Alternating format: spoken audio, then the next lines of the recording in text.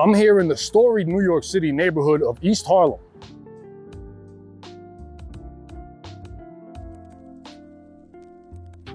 At different points in the earlier 20th century, this was a popular destination for immigrants from South Italy, migrants from Puerto Rico, and blacks from the South. While these ethnicities sometimes found themselves clashing with each other, they also found common ground to connect with, and that was organized crime. At one time, Italians, Puerto Ricans, and blacks were ruling the underworld of East Harlem, which was the mecca for narcotics trafficking and gambling. Joining me for a discussion about this neighborhood's seedier past is mob historian Tony, who creates mob-related content on his channel, The Corruption Connection. Thanks for joining me, Tony. Hey, what's up, man? Thank you, man. Appreciate you having me. Definitely.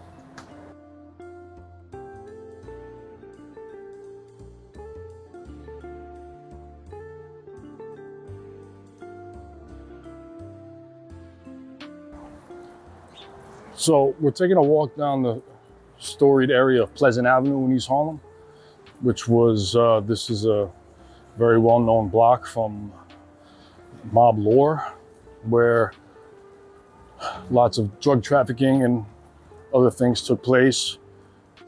With the arrival of the Italians, naturally you saw a rise in organized crime. The Sicilian Mafia and the Camorra became quite active here. Josue Galante was the boss here. And throughout the city, there were 10 Camorra padrones, which were essentially bosses. 3 were in Harlem, 3 were on Mulberry Street, and 4 were in the Navy Street gang in Brooklyn. So here's the iconic Rayos. Been here since the late 19th century. Good luck getting a table here. One of the most storied restaurants in the city and the country. I guess, can we say the world also? Yes, definitely. This was a big hangout for the Lucchese mob back in the day, and the mobs that came before them, such as the Galliano and the 107th Street mob. So this is a staple of East Harlem.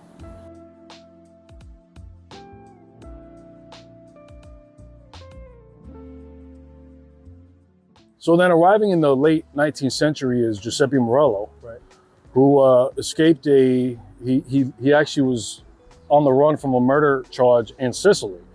Oh, is that right? That's right. And he was from he's what they call Corleonese, from Corleone, Sicily. Right. And so he was already involved with the mafia in Sicily. He comes to New York, and then soon after comes his half brothers, the Terranovas, Ciro Terranova, Nicola Terranova, Vincenzo Terranova, a few more as well. Right. And then before you know it, you have what's considered the first mafia family in New York City, Right. the Morello family. And the 107th Street mob, AKA the Morello family, kind of the first and most notable history we have of the mafia in New York was in East Harlem. Right.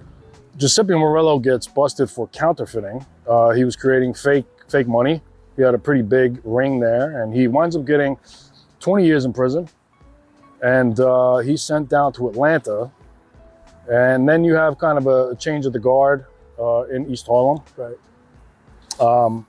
People taking over where Morello left off, and then he comes back and he's trying to reclaim his power, but he's not being successful at it. There's people that are already have already staked their claim for what he had. He eventually becomes the consigliere to Joe the boss. He kind of sits him down and says, all right, you can't have my job, but I'll give you something. And then Morello winds up being gunned down in front of his East Harlem office. Yeah, I think it was an interesting story of him trying to come back and regain his power. I mean, at that time, what they, I guess, would be known as the Mustache Pete's were kind of on the rise. You know what I mean? We had Joe the Boss Masseria, like you said, and then Salvatore Maranzano, who actually was the one I heard, actually understand that he was the one that blew away Morello, if I'm wrong. Him and another one of his lieutenants, I believe, busted into Morello's headquarters on the guys of a meeting, a peacemaking offering, and they came in guns blazing, and that was the end of Morello. Even when we go back to the newspaper clippings, and I know you do it just as much as I do, Yeah. you stare at it all day long, there's a lot of inaccuracies. You know what I mean? Tons. So, Morello could have been, I definitely have read in a newspaper article that Morello was suspected as one of the shooters, and then the gangland, Maranzano was suspected as one of the shooters of Morello, but then there's also the gangland lore that kind of just blows everything into proportion. Absolutely. So it's kind of hard to determine. And that being said, even with the FBI files that we come across, I found inaccuracies in that too. Certain members being listed in other families, etc. Yep. So when you cue in the narcotics in New York and in the United States in general, heroin and morphine were being used as early as the late 19th century. And then heroin was also used over the counter. There were prescription medications with heroin. Right. Well, there was also cocaine use in the late 19th century and early 20th century, which a lot of people don't realize, because some people see it more as a fairly recent drug from the 70s and 60s, but there was actually an estimated 200,000 cocaine addicts in the early 20th century. While it was still legal, it was still being used in Coca-Cola, it was still being used in and other things, medicinal purposes. But there was an addiction problem to it, right? Because you take something over the counter, hey, this makes me feel good. I like it. Let me take more of it. The same exact thing with morphine. Like same exact thing with heroin and morphine. Exactly. At one point before it was called laudanum. They drank it in liquid form. It was sold just in a CVS, like you could walk in. A heroin cough syrup. There was heroin aspirin. Then in 1914, you have the Harrison Narcotic Act, which is passed. Now, this one act is going to change the underworld forever. Oh yeah. So this act aggressively regulated the manufacturing of heroin, cocaine, and morphine, and made it only available via prescription. And additionally, they also limited the distribution of it to doctors' offices. So it became very difficult for the average person to get their hands on. So cocaine use declined, but heroin was still, it was kind of like today, where people want Adderall, for instance, right? So they get someone gets a prescription, he goes and sells it to his friends for $10 a pop. Right. So it was around that time when it gained popularity in the underworld, right? So it wasn't fully illegal, but it was still, you still needed a prescription. Right. So it's gray area. So then you have the prohibition, which is throughout the 20s is prohibition, and now you have the ban of alcohol. People are seeking alternatives to drugs. Now their vice, you took away one vice, now they got to get another one. Right. So then the government took away heroin, they took away cocaine, now they took away alcohol, right? Then it was 1924 when they actually banned the sale, use, manufacturing of heroin. Right. Anytime the government bans something, you create a black market for it, you create a supply and demand, and somebody's going to fill it. Yeah. There you go. Anytime the government bans something, that's when it becomes in demand. That's when it's popular. People want what they can't have. Now you got now you're seeing the rise of heroin traffickers. Now you're seeing the rise of particularly at that time, the underworld was dominated by Jewish gangsters. Yes, so absolutely. People, they kind of maybe have this misconception that Italians maybe started the drug business, but if you really look at it, it was the Jews who actually were importing and manufacturing and distributing the heroin. Like Arnold Rothstein. Correct. Arnold Rothstein was importing heroin disguised in something about bowling equipment.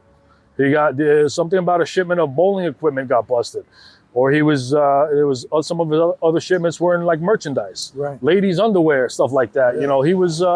There's a reason they called him the Brain.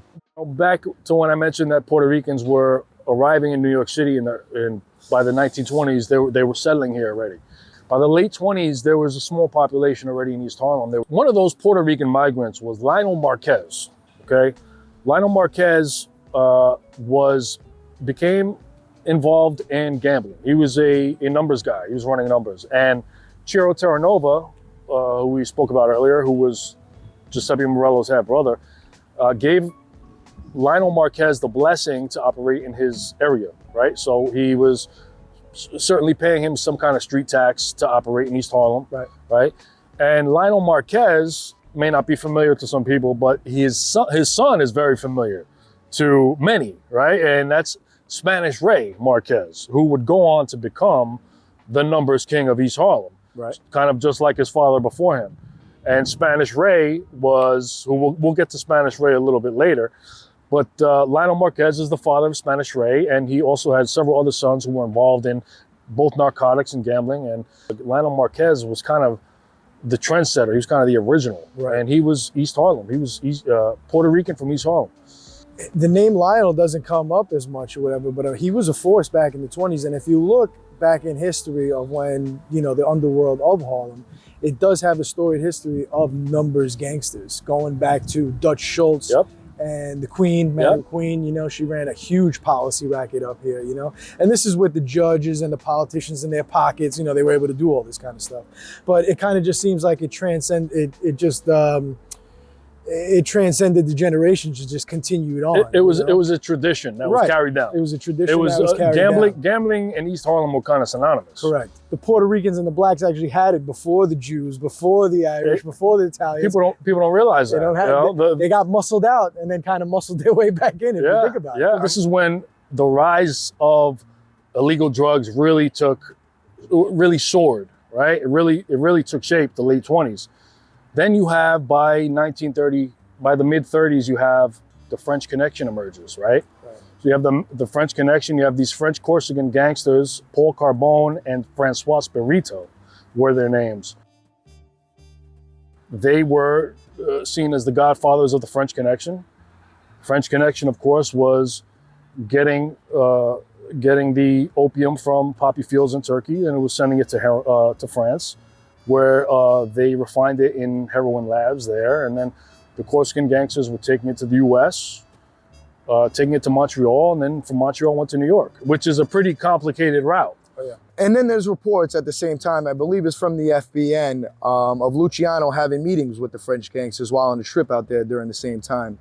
So that really was the birth of what we know as the modern day French Connection. And it's directly correlated to the birth of the five families during the 1930s. So the myth that the mob didn't deal drugs or weren't involved in drugs was just that. It was a myth, An estimated 80% of the heroin coming into the US was going to New York, right? And wound up right here on Pleasant Avenue. And Pleasant Avenue, where we are at this very moment, Pleasant Avenue probably saw the bulk of it. Agreed. Which is outrageous considering how long is Pleasant Avenue? Half a mile? 6 city square blocks. We're talking about six blocks. 6 block strips. That's it. You're talking Pleasant Avenue, East Harlem, East Harlem in general, but Pleasant Avenue, centralized to Pleasant Avenue. 6 block strip from 114 to 120. Was the epicenter for heroin trafficking in the United States, possibly the world, right? It's incredible. The Italian mob was involved in it, obviously. Then you also have the Puerto Ricans that were settling there were also getting involved in it. You have the blacks that came up from the South were involved in it. Historically, the Italian mob always used different minorities. I think some people have this misconception that Italians only worked with Italians. It's not true. So in regards to the Italians, what the Italians did in order to keep the charade up of them, being not perceived as drug dealers, was they used black and Puerto Rican dealers on the street in order to move the junk. They were the visible street narcotics dealers. So there's quite possibly hundreds of unknown street dealers of black and Puerto Rican descent with mafia ties that we've never even heard of. So then after World War II ended, 1944 is when the Puerto Rican migration really soared. That's when they came in large waves to East Harlem. And when the Puerto Ricans were coming in, that's when the Italians started moving out. They started creating low-income housing for Puerto Ricans, because a lot of the Puerto Ricans that came here were already poor from Puerto Rico. A lot of them came from poverty, and they moved into poverty. The Italians started moving out, but the ones that stayed were kind of situated around Pleasant Avenue. You could have 116th, Pleasant Avenue's ours. They weren't gone. So that was really the centralized, where the Italians that stayed in East Harlem were centralized in Pleasant Avenue. So now you have Puerto Ricans in East Harlem. You have the blacks that moved up there from the South, and you have the Italians, and it created a semi-segregated community. Lot of clashes between the races. There was a lot of racial discrimination. In the 1940s, there were several instances of Puerto Ricans smuggling heroin to Puerto Rico from East Harlem. I found a couple news articles about drug busts where they caught an old woman who was, if if you know a lot about drug trafficking, you know that these drug mules come in many forms. Of course. And it's probably the safest one to use is an old woman, right? She's going to bring the least attention. World War II, allegedly, drugs were hard to come by. That's what some historical documentation says. There's some mentions that drugs became difficult, even the French Connection, because of the price to move the dope skyrocketed, because everything changed. The dynamics of transportation changed after World War II. Some of these war-torn cities were ravaged and destroyed, right? Some of their hubs were no longer hubs. So it's said that after World War II, for a period, it was very difficult to get your hand on drugs. Cocaine, heroin, whatever it was. I wonder if that's when you saw the rise of the gambling. You know, during the 50s, they say the heyday was, you know, the lotteries and stuff, the bolita and stuff like that. The Cubans had the bolita. Right. Puerto Ricans had their own lottery, Italian lottery. This is way before. The New York State lottery wasn't implemented until the 70s. So right, during that's the 50s, true. you know, the money was rolling in. If narcotics wasn't their main source of income, it definitely had to be gambling at that time. So by the 1950s, drugs are making a comeback. The drug smugglers are finding a way to, work around. It's resurging. The downtime for the few years after World War II has picked up again. Now, the streets of East Harlem were flooded with heroin. And at the same time that East Harlem became flooded with heroin, it was also the same time that it was the street gangs were rising. Black street gangs, Puerto Rican street gangs. You also had South Americans. You had Cubans in East Harlem. Yeah. Now the Italians could call on an entire gang. All right, listen, we're going to give you this amount of H. You're going to send it to your guys. They're going to move it. We're going to work something out. Now they have small organizations moving product for them. So in the 50s, Harlem was actually drug riddled. It was a lot of heroin addicts in East Harlem in the 1950s. It was heroin capital of America. It was the heroin capital by the 1950s. The latest, it was the heroin capital of America. It was where not only were people that lived in East Harlem were using drugs, as people from all over the city were coming to East Harlem to buy the drugs. All over the Eastern Seaboard. Eastern Seaboard, exactly. There was a deal on every other corner. And you could get anything you wanted in East Harlem. The most prominent families involved in heroin trafficking were the Genovese and Lucchese families, right? Right. You had a lot of major players in the heroin trade in both families. In Lucchese, you had Carmine, Tremonti, Mr. Gribbs. You had Anthony Chacon, Tony Moon. Tony Moon's brother-in-law was Anthony Costaldi, was known as Tony Higgins. He was also a major heroin supplier. Mm-hmm. So the Lucchese family, and then you had Vito Genovese, was arguably maybe top 3 heroin kingpins in the entire world, yep. Right? He's working with Carmine Galante. He's working with Lilo. He's working with who was probably one of the most prominent heroin dealers for years until he became the most prominent heroin dealer in the 1970s. He had a stranglehold. He had a stranglehold. Every single kilo of heroin that came over from France at one point was under his direction. And Joe Bonanno was heavily involved in heroin trafficking. He sent Galante to Montreal to oversee the rackets there. And Montreal was where the French Connection was. It was the French Connection hub.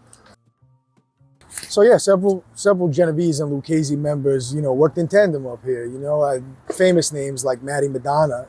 His brother Frank Madonna was a known heroin trafficker dating back to the 40s and 50s. And Vito Genovese, as you mentioned, definitely had a stranglehold on the heroin, even though he was based down in the Greenwich Village. There's a lot of Genovese members that did have control up here about Trigger Mike Coppola and his crew.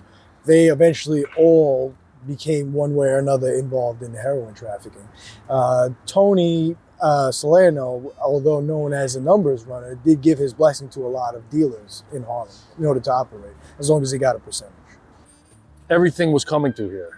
Everything was coming through here, found a way to get through here one way or another. And this was always the starting place. So the blacks first started muscling on prostitution. That was their thing. That was their first kind of dive into the underworld that they kind of really started getting organized with. Prostitution led them to many different areas. Right. The Italians were always involved in prostitution. So in a sense that might have been the bridgeway for them to get into narcotics by, perhaps the other Italians that they met in prostitution. And soon afterwards, East Harlem saw kind of everybody had their hand in it. The Puerto Ricans, the blacks, the Italians. When, you know, Nicky Barnes and the council, you know, established their dominance over the heroin trade in Harlem. You know, Frank James, I believe, was his number 2 or number 3. When he went down, it was Guy Fisher and James who kind of held the helm a little bit. So throughout the 1960s, the Mafia experienced a big downtime, right? Which meant a downtime for everything, narcotics trafficking, gambling, whatever else, because you had, in 1957, you had Appalachian, right? Right. Where it was the major conference was busted. However many mobsters, dozens of mobsters are arrested. Every law enforcement agency increases their investigations, you know, and a lot of people went to prison. Then you have the McClellan hearings with RFK, questioning all these mobsters, everybody from Tony Ducks to Johnny Dio, and you have a lot of scrutiny and pressure. But law enforcement pressure persisted eventually. You know, you saw a crackdown on the drug pushers, which led to a breakup of the French Connection. And an all-out war against organized crime and the mob. You know, in 1959, you had Vito, Genovese going to prison for drugs. And then a few years later, in 1961, we had Big John Armento going down, who was probably the de facto kingpin of the whole Pleasant Avenue connection. And he ended up getting 20 years in jail for drug trafficking.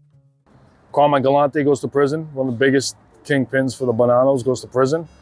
Now there's a vacuum. And in the 1960s, is when the Latinos took over the dope trade of East Harlem.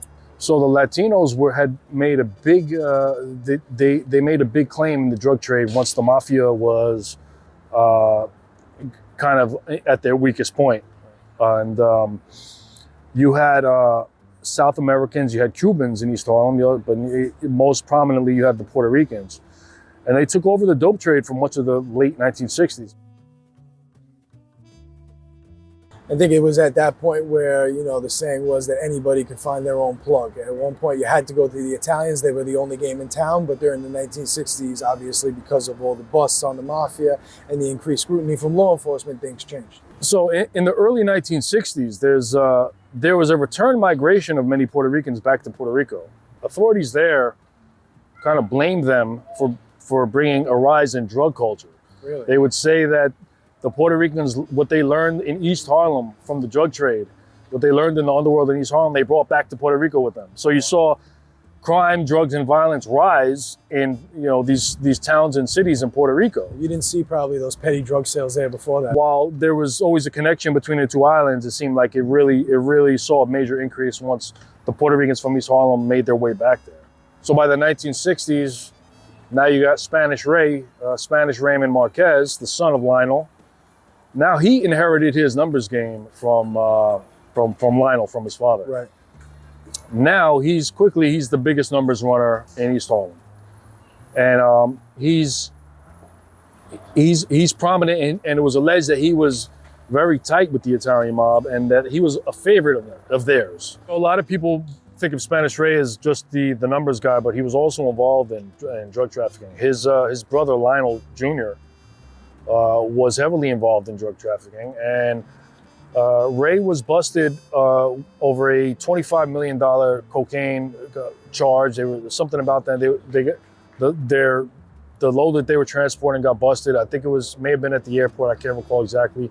Spanish Ray beat the rap. He beat that conspiracy charge. I'm not sure exactly how, but he did. But he was involved in cocaine, and perhaps after that, he was just like, you know, let me stick to the numbers. This drug game is too dangerous. But he had a partner named George Angelette, who was kind of a local hoodlum, you know, who had been doing his dirt in East Harlem for years. But he did 10 years for narcotics trafficking in the 50s. And he was Spanish Ray's right-hand man. You know, he's probably funding these drug deals, not actually involved himself. Right. Just kind of a smart way to stay insulated, not too close to the game, you know, just far enough. Right. He also was running another gambling kind of, it was like a miniature casino on West 79th Street, and they called it Las Vegas of the East. Really? And it was busted. I never heard about that. It was busted in 1970. It was a big time. They had like an entire townhouse. It was like 3 or 4 story building that was entirely dedicated to gambling. So it was like you walk in and you're like in a small Vegas casino. Wow. This was when you saw the rise of the Purple Gang, right? Right. So the Purple Gang is I don't know how you describe them. They independent, semi-independent group of narcotics traffickers who worked with the mafia, they worked with the blacks, they worked with everybody. Right. And a lot of those members had family that were organized crime members. Correct.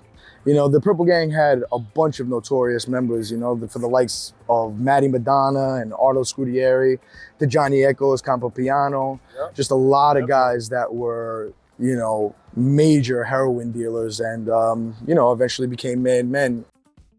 We're talking about 30 people, 30 members, I agree. maybe however many associates, maybe, I believe it was upwards of 100, maybe a little over 100, under 100, but you're talking about 30 people that were kind of all the heroin in East Harlem was kind of going through them, and Heroin, arms trafficking, they did a lot. yeah, they were a serious force in the underworld.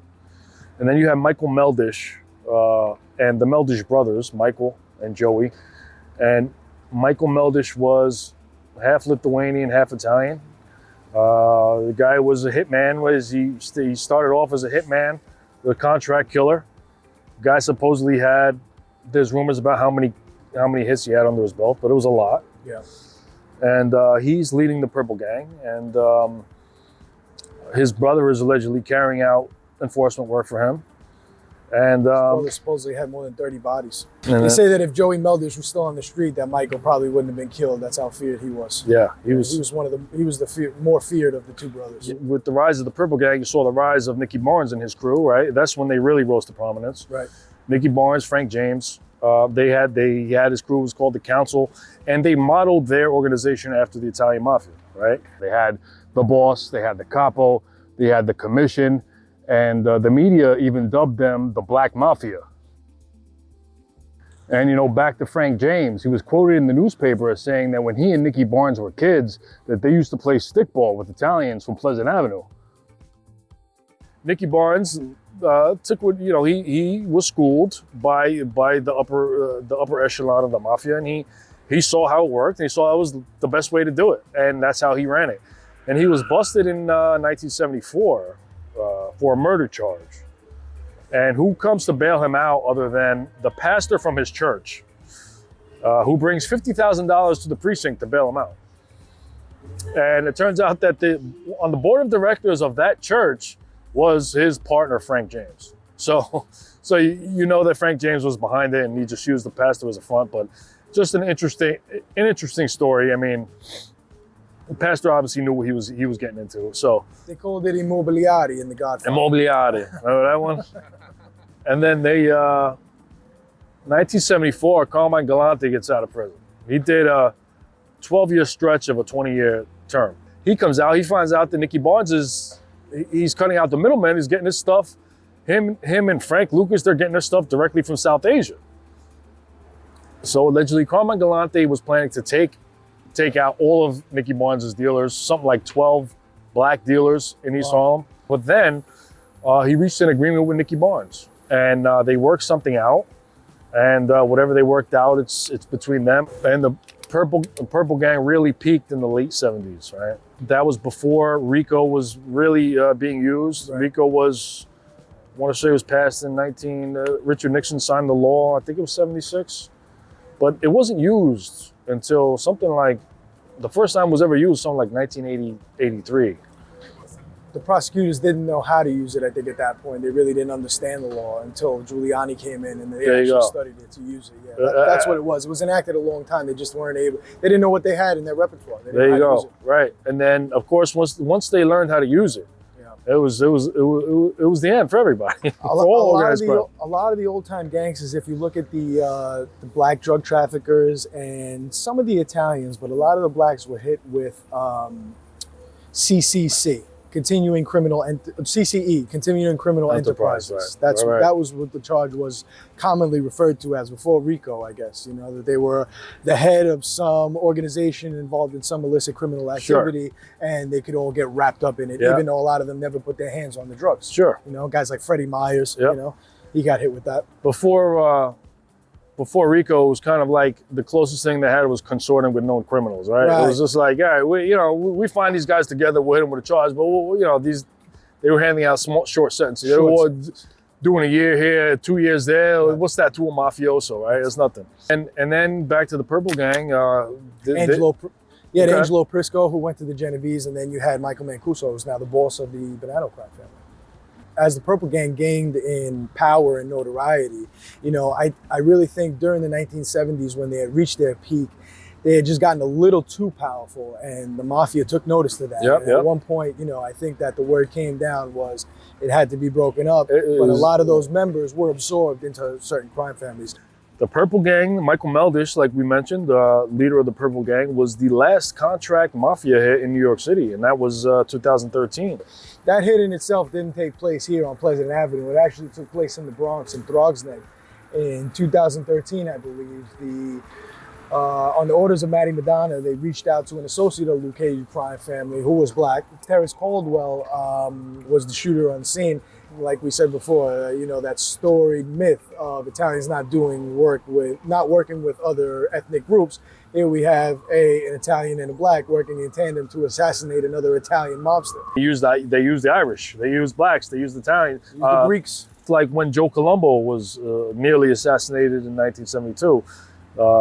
They used this schmuck, Jerome Johnson, who didn't have 5 brain cells amongst him, so they used him to carry out a hit. And it was almost like he walked into certain death and still carried it out. Some of these guys were just hopeless in life. Many of these minorities came from impoverished backgrounds, and they didn't have the education, and they were kind of more vulnerable and a little bit more gullible. Right. So they contracted out a lot of things to them, especially the murders. I mean, Terrence Caldwell, I can't remember exactly, but he made so many mistakes that came right back to him. So it was such amateur hour. It was a butcher job. Regardless of the myths, like we said before about the Italians not working with anyone, they are so ingrained in every single aspect of society, especially here in New York City, that they work with everyone, regardless of race, color, or creed. And in some crazy way, there's nothing more Americana than the Italian mafia. To put it that way is, it may sound kind of sounds a little ridiculous. It sounds a little absurd. Maybe hokey. It sounds, but it is true because their way of life, the structure of their way of life, they're ingrained in society, and they're ingrained in American history. Yeah. Well, Tony, it was a pleasure. Thank you for having me, man. Yeah, I appreciate it. I enjoyed this conversation. So did I, man. And be sure to check out Tony on his channel, Corruption Connection. And thanks for watching this video. There'll be more Brazen Breed stuff coming soon. Be sure to check back on my channel, hit that like button, and subscribe.